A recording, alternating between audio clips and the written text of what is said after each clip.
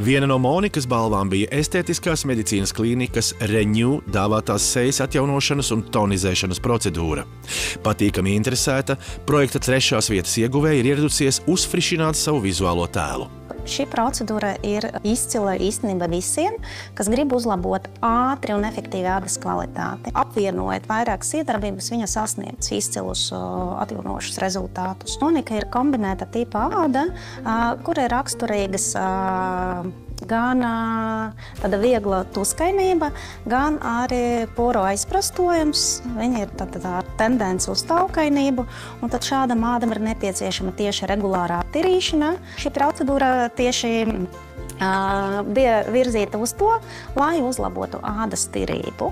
Bija ļoti forši relaksējumi. Man prieks dzirdēt. Jā.